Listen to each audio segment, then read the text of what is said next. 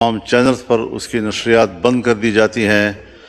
سب سے پہلے تو میں اس پر احتجاج بھی نوٹ کراؤں گا اور آپ کی طرف سے باقاعدہ رولنگ جانی چاہیے کہ کسی ممبر اسمبلی کی تقریر کو اگر اس کا حق ہے کہ قوم ان کو سنے اور اس کی آواز قوم تک پہنچے تو اس میں کسی قسم کی رکاوٹ نہیں ہونی چاہیے۔ اس وقت بات ہو رہی ہے جناب اسپیکر، بجٹ پہ بات ہو رہی ہے۔ میں معیشت کا ماہر نہیں ہوں، لیکن 1988 سے اسی ایوان کے اندر بجٹ سن رہا ہوں، بجٹ پر بحث ہو رہی ہوتی ہے، وہ سب ہم سن رہے ہوتے ہیں، اور ہر حکومت کو یہ دعویٰ ہوتا ہے کہ ہم معیشت میں ترقی کریں گے۔ اپنے پیش کیے ہوئے بجٹ کو ہر گورنمنٹ پاکستان دوست، عوام دوست، معیشت کی طرف ایک کامیاب قدم قرار دیتے ہیں، لیکن اگر ہم گزشتہ 15-20 سالوں سے اپنی معیشت کا تجزیہ کریں، کیا ہم مجموعی طور پر نیچے آ رہے ہیں یا ہم مجموعی طور پر اوپر جا رہے ہیں؟ بدقسمتی سے ہم نے اس ملک میں وہ بجٹ بھی دیکھے ہیں جب ہمارا جی ڈی پی گروتھ منفی پہ چلا گیا تھا، اور گزشتہ سال جو آپ نے جی ڈی پی گروتھ کا ہدف ہمیں بتایا تھا، اس کا 50% بھی وہ ہدف ہم حاصل نہیں کر سکے ہیں، اور مزید بھی کوئی بڑے اصلاحات اور بڑی امید ہم قوم کو نہیں دے سکے ہیں۔ جناب اسپیکر، ہم اخبارات پڑھتے ہیں، ہم الیکٹرانک میڈیا پر لوگوں کے تجزیے سنتے ہیں، مختلف مجالس میں ہم لوگوں کے ساتھ بیٹھ کر جب بجٹ کو ڈسکس کرتے ہیں تو میرا مشاہدہ یہ ہے کہ کسی ایک گوشے سے بھی اس بجٹ کی کوئی تحسین نہیں کی گئی، اور ہر طرف سے اس پر تنقید کی گئی ہے، اس کو کمزور بجٹ قرار دیا گیا ہے۔ اب آپ میرے اس مشاہدے کے بعد مجھ سے یہ توقع کیسے رکھیں گے کہ میں اس بجٹ کی تحسین کروں، اس سے امیدیں وابستہ کروں، اس کو ملک کی معیشت کے لیے کوئی پیش رفت سمجھوں، بہتری کی طرف اس کو پیش رفت سمجھوں؟ تو ظاہر ہے کہ جو عمومی رائے سامنے آ رہی ہے وہ اس بجٹ کے حوالے سے کوئی حوصلہ افزا نہیں ہے، بلکہ مسلسل تنقید پر مشتمل اس قسم کی چیزیں سامنے آ رہی ہیں۔ جناب اسپیکر، کسی بھی ملک کی معیشت کے لیے ضروری ہے کہ اس کو پرامن ماحول ملے۔ ہمارے ملک میں 9/11 کے بعد ہم مسلسل میدان کارزار بنے ہوئے ہیں، اور لڑائیاں ہیں، قتل و غارت گری ہے، جو کسی زمانے میں جرم تصور کیا جاتا تھا۔ کتنی بدقسمتی کی بات ہے کہ آج وہ ہمارے کلچر کا حصہ بن گیا ہے، اور سرے سے محسوس ہی نہیں کیا جا رہا کہ یہاں بد امنی ہے، یہاں لوگ محفوظ نہیں ہے۔ جتنے باعزت لوگ جن کو کم از کم اپنے صوبے میں میں جانتا ہوں یا بلوچستان میں میں جانتا ہوں، کوئی باعزت انسان بھتے دیے بغیر اب زندہ نہیں رہ سکتا۔ یہ ہماری حالت ہو گئی ہے۔ پارلیمنٹ ہے، ہندوستان نے ہمارے اوپر حملہ کیا۔ ہندوستان ہر لحاظ سے ہم سے 10 سے 15 گنا زیادہ طاقتور اور بڑا ہے۔ دفاعی لحاظ سے بھی ہماری اور ان کی نسبت تقریباً یہی ہے، لیکن پاکستان نے جس جرأت کے ساتھ اس کا دفاع کیا، اس کے ڈیفنس سسٹم کو ناکارہ بنایا، جن جہازوں اور جن پائلٹوں پر ان کو غرور تھا، پاکستان نے ان کے غرور کو زمین بوس کر دیا۔ یہ سب کچھ دیکھا اور ہر طرف سے داد تحسین ملی ہماری دفاعی قوت کو۔ یعنی اس کا معنی یہ ہے کہ اگر ہماری دفاعی قوت اپنی آئینی اور پیشہ ورانہ ذمہ داریوں کو پورا کرتی ہے اور خود کو وہاں تک محدود رکھتی ہے، قوم کل بھی ان کے ساتھ کھڑی تھی، قوم آج بھی اس کے ساتھ کھڑی ہوگی۔ لیکن سوالات دو ہیں، کیا ہماری اسٹیبلشمنٹ اپنی ذمہ داریوں تک محدود ہے؟ کیا دفاع کے علاوہ ملک کی سیاست کو وہ کنٹرول نہیں کر رہے؟ کیا ہماری پارلیمنٹ کو وہ کنٹرول نہیں کر رہے؟ اگر وہ نہ چاہیں، پارلیمنٹ کے سپریم ہونے کے باوجود میری تقریر باہر نہیں جا سکتی؟ گیلری میں بیٹھے ہوئے صحافی جو آپ کے اسی اسکرین کو دیکھ کر اس سے خبریں لیتے ہیں، وہ بند کر دی جاتی ہے۔ تو پھر آپ بتائیں کہ یہ پارلیمنٹ اور یہ حکومت کیسے ساورن ہے؟ دوسرا سوال یہ پیدا ہوتا ہے کہ اگر ہم 3 یا 4 گھنٹوں میں ہندوستان کی طاقت کو اور اس کے غرور کو خاک میں ملا سکتے ہیں، تو 40 سال سے ملک کے اندر ہم عسکریت پسندی کے خلاف لڑ رہے ہیں، اس کے خلاف ہمیں کامیابی کیوں نہیں مل رہی ہے؟ بدامنی، عسکریت پسندی، دہشت گردی، جو بھی آپ اس کو نام دیں، آج ہم اسے ایک سیاسی ٹول کے طور پر استعمال کرتے ہیں، آج ہم اسے ایک سیاسی ہتھیار کے طور پر استعمال کر رہے ہیں، اور عام آدمی کو امن فراہم کرنا یہ شاید اب ہماری ڈیوٹی نہیں رہی۔ جناب اسپیکر، میں یہاں پر ملک کے تمام قائدین کے سامنے ان خیالات کا اظہار کر چکا ہوں، اور میں آپ کو بتانا چاہتا ہوں کہ ہمارے 2 صوبوں میں حکومتی رٹ موجود نہیں ہے۔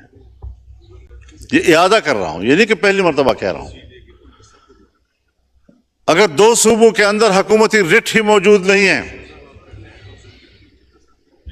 تو ہم کس چیز کے شادیانے بجا رہے ہیں؟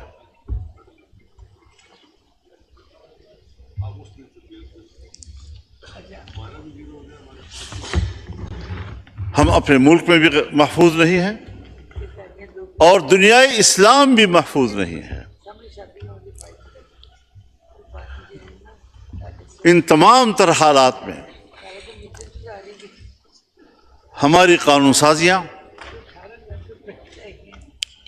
اپنے ڈرافٹ کے اندر چیخ چیخ کر خود بتلاتی ہیں کہ اس قانون کے پیچھے کس کا پریشر ہے۔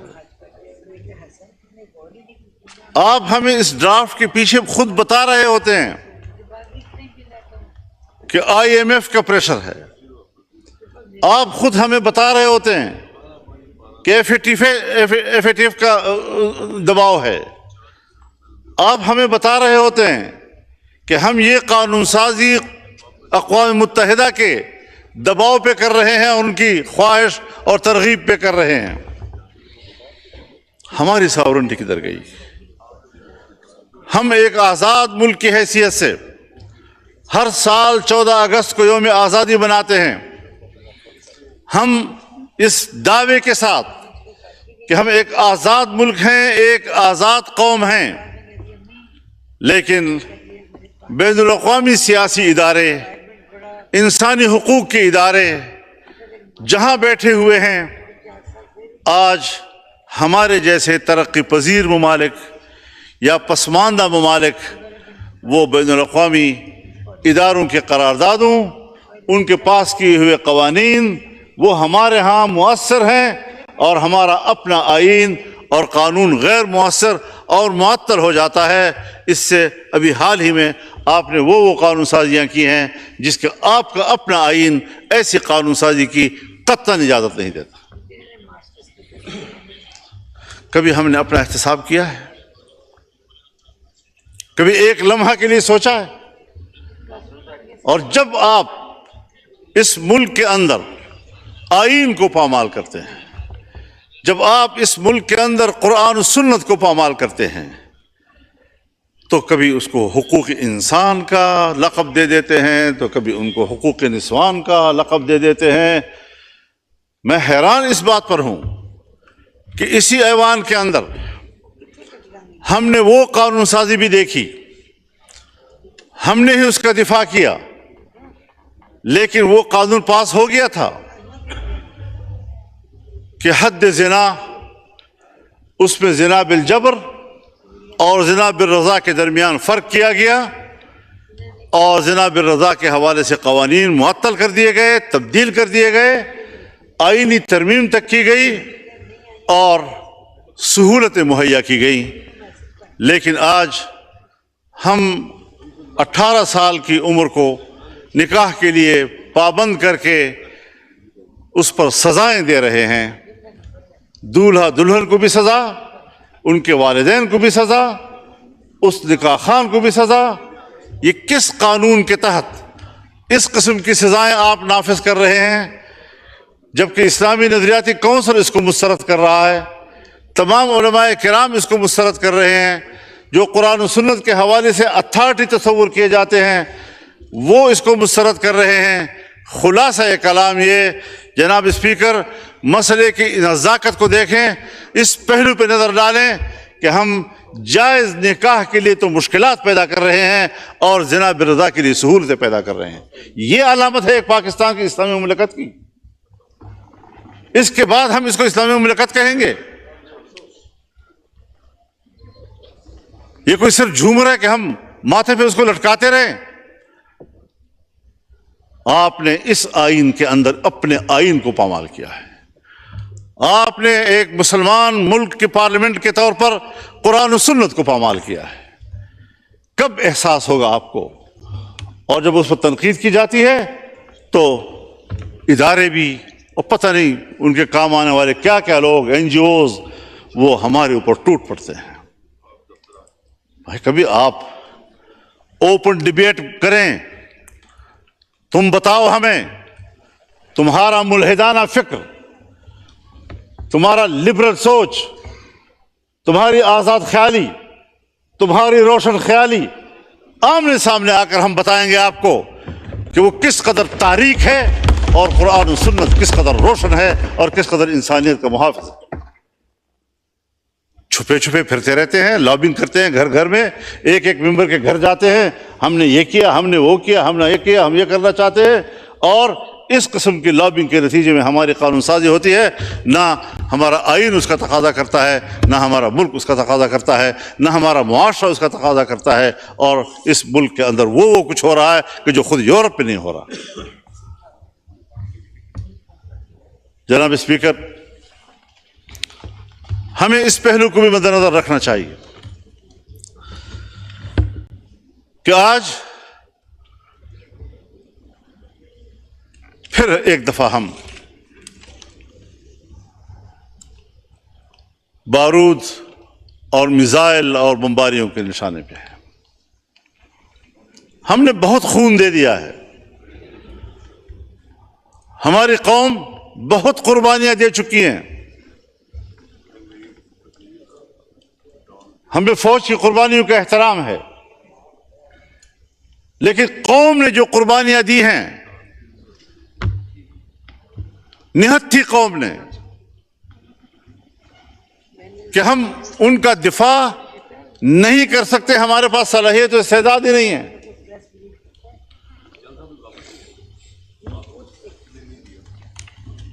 مجھے کراچی میں بتایا گیا کہ عین عید کے روز دو سالہ بچے اغوا کر لیے گئے. اور جس دن مجھے یہ بتایا جا رہا تھا اس وقت تک وہ برآمد نہیں ہو سکے تھے. کہاں گئی انسانیت؟ کس کو آپ انسانیت کا درس دینا چاہتے ہیں؟ انسان تو یہ کچھ کر رہا ہے. اس انسانیت کی رہنمائی کے لیے کون سا نظام ہوگا جو مجھے روشنی دے سکے اسلام سے پہلے کے معاشرے کو، اسلام سے پہلے کے دور کو؟ آج 1400 سال گزرنے کے بعد بھی ہم دور جاہلیت کہتے ہیں.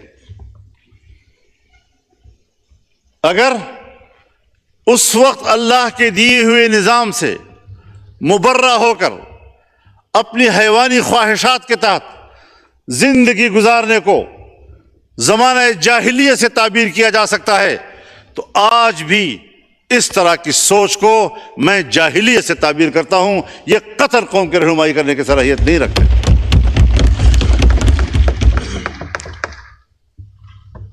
آپ ہم سے چاہتے کیا ہیں؟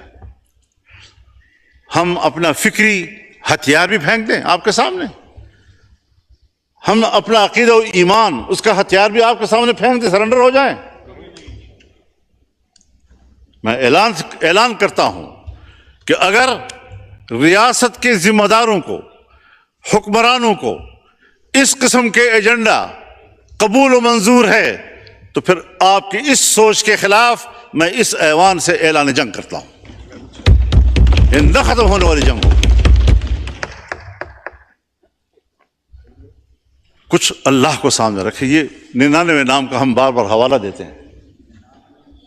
ہم اللہ کی 99 صفات کے نیچے بیٹھے ہوئے ہیں. اس لیے ہم نے لکھے ہیں سر کے اوپر کہ ان کی برکتیں نازل ہوں. لیکن جو کرتوت ہمارے ہیں، جو ہم کر رہے ہیں، جو انہی ناموں کے نظام کے ساتھ کر رہے ہیں، اس کے بعد ہم اس کی برکات کے منتظر ہوں گے یا اس کی پھٹکار کے منتظر ہوں گے؟ کچھ تو احساس ذمہ داری ہونا چاہیے کہ ہم کدھر جا رہے ہیں.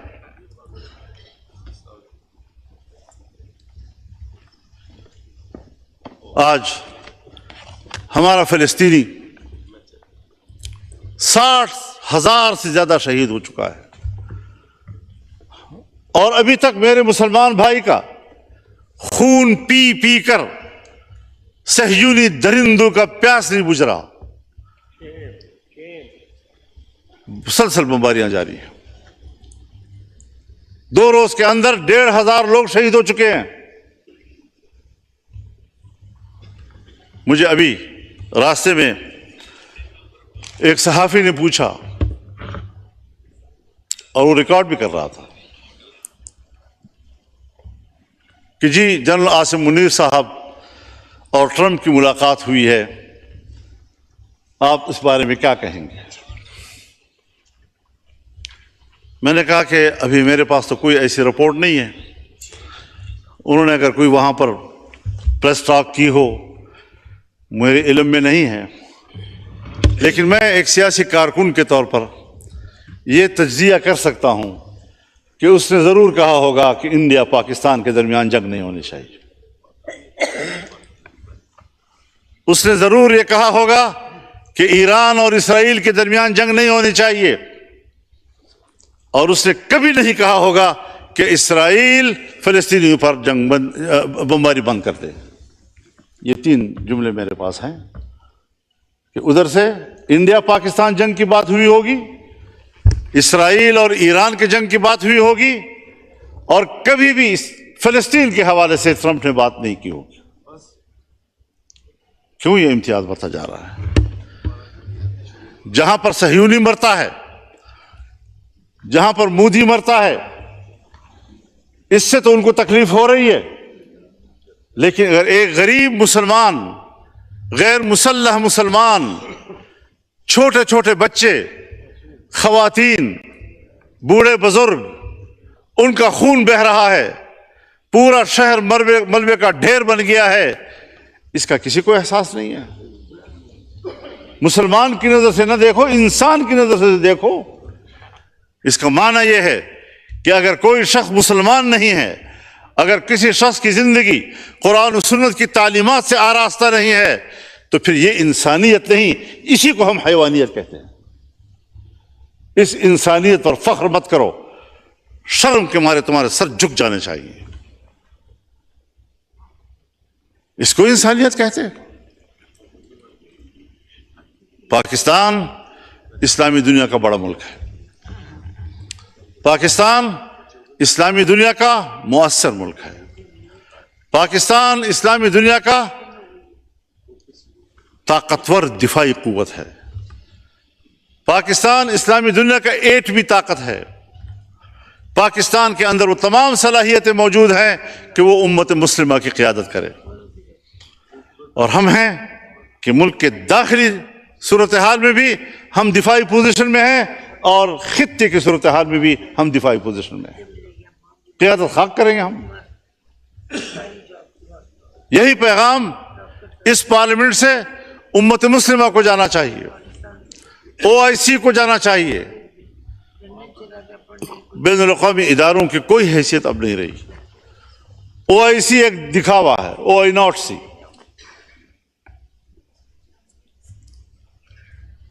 سلامتی کونسل 5 بڑے ممالک، ترقی یافتہ ممالک کی منوپلی ہے۔ پورا اقوام متحدہ اور جنرل اسمبلی امریکہ کی لونڈی ہے۔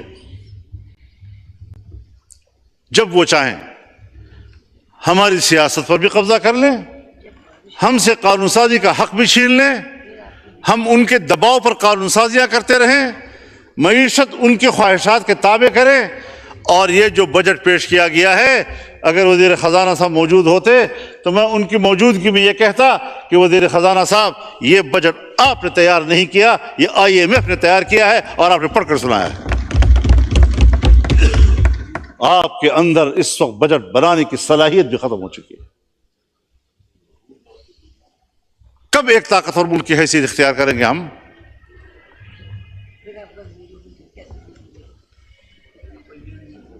ایران اگر اسرائیل کو جواب دے رہا ہے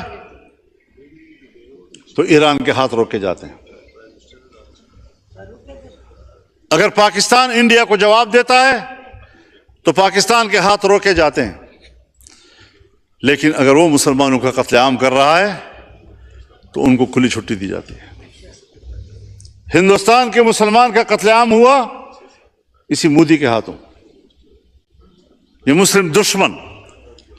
اور میں ایک بات اور کہنا چاہتا ہوں دوستوں سے معذرت کے ساتھ، کہ اس کو پاک انڈیا جنگ نہ کہا جائے، یہ پاک مودی جنگ تھی، کیونکہ پاکستان متحد تھا اور ہندوستان کی حکومت کو ہندوستان میں کوئی تائید حاصل نہیں تھی۔ وہ اکیلے ہندوتوا کارڈ کھیل رہا تھا، اور ایک سرکار پاکستان پہ حملہ کر رہی تھی، اس کی اپوزیشن نے بھی ساتھ نہیں دیا، وہاں کی اقلیت نے بھی ساتھ نہیں دیا، وہاں کے سکھ نے بھی ساتھ نہیں دیا، وہاں کے مسلمان نے بھی ساتھ نہیں دیا۔ تو یہ صرف مودی کی جنگ تھی۔ تو جو اکیلے جنگ لڑے گا اور قوم ساتھ نہیں ہوگی تو یہ انجام ہوگا، اور اگر یہاں پر قوم ساتھ ہوگی، ان کی پشت پہ کھڑی ہوگی، تو پھر یہ بہادری ہوگی، داد ملے گی۔ جب آپ بنگال میں لڑ رہے تھے تو قوم آپ کے ساتھ نہیں تھی، تو نتیجہ کیا نکلا؟ آج آپ لڑے اور قوم آپ کے ساتھ تھی تو نتائج کیا سامنے آئے؟ لیکن ہمیں خطے کی سیاست میں اس کے اچھے نتائج حاصل کرنے کی اسٹریٹجی بنانی ہوگی، سوچ سمجھ کر بنانی ہوگی۔ ہمیں خطے میں ایران کو اعتماد میں لینا ہوگا۔ ہم ایران کے ساتھ کھڑے ہیں اور پاکستان کو کھل کر کھڑا ہو جانا چاہیے۔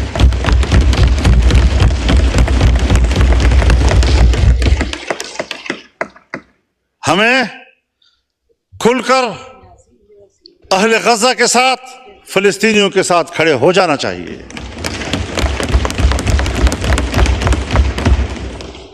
یہود ہنود یہ ایک ہے، وہ ایک دوسرے کے اتحادی ہیں۔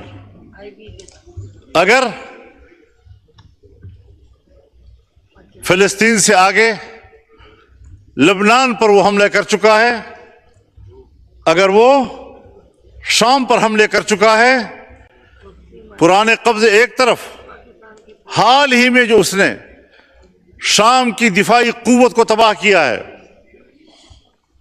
عراق پہ جو کچھ گزری ہے وہ آپ کے سامنے ہے، اس کے بعد ایران، اس کے بعد اب پاکستان۔ تو فلسطین، لبنان، شام، عراق، ایران اور اب پاکستان، اور پاکستان کی ایٹمی قوت کو تباہ کرنا ان کا ایجنڈا ہو سکتا ہے۔ ادھر سے ہندوستان ہمارے لیے خطرہ ہے۔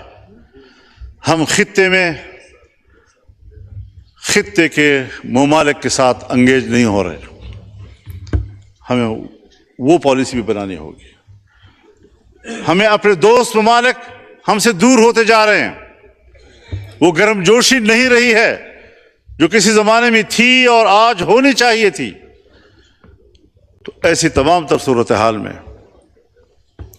جناب اسپیکر، ہمیں غور کرنا ہوگا اپنی پالیسیوں کے اوپر۔ بجٹ میں ممبران اپنے حلقوں کی بات بھی کرتے ہیں، اپنے علاقوں کی بات بھی کرتے ہیں۔ جناب وزیر اعظم نے ہمارے علاقوں میں جن منصوبوں کا خود افتتاح کیا تھا، آج اسی وزیر اعظم نے اپنے افتتاح کیے ہوئے منصوبوں کے فنڈ روک دیے ہیں۔ اب بتاؤ کس سے امید رکھیں؟ تو اللہ کے حاکمیت کے نیچے اس کی نیابت تو ہم کر رہے ہیں، ہمارے حکمران کر رہے ہیں۔ اسے کہتے ہیں اللہ کی نیابت، کہ ہم قانون پاس کریں آئین کے تحت پابند کے قرآن و سنت کے تابع، لیکن قانون سازی کرتے ہیں ہم اقوام متحدہ کے تابع، قانون سازی کرتے ہیں ہم IMF کے تابع، اور پھر ہماری بیوروکریسی میں ایسے لوگ ہیں جو میں نے خود سنے ہیں کہ جی اگر آپ ان کی بات نہیں مانیں گے تو ریاست ختم ہو جائے گی۔ اب جب میرے ملک کو چلانے والے لوگ، ان کی خودداری، ان کا اعتماد، اس کی حالت یہ ہے کہ اس پر فاتحہ پڑھا جائے، ختم ہو چکی ہے، یہ لوگ میرے ملک کو چلائیں گے؟ 25 کروڑ کے عوام کے اس ملک کو یہ لوگ چلائیں گے؟ جناب والا، اس ملک میں انقلاب چاہیے۔ روایتی سیاست کا دور اب ختم ہو چکا ہے۔ عوام کو بیدار کرو، اس میں شعور پیدا کرو، تاکہ وہ اپنے مسائل کے لیے خود آواز بلند کر سکے۔ تو یہ چند گزارشات تھی۔ میں نے کچھ اگر وقت زیادہ لے لیا ہے تو اس کی سزا کسی دوسرے میرے کلیگ کو نہ دینا۔ نہیں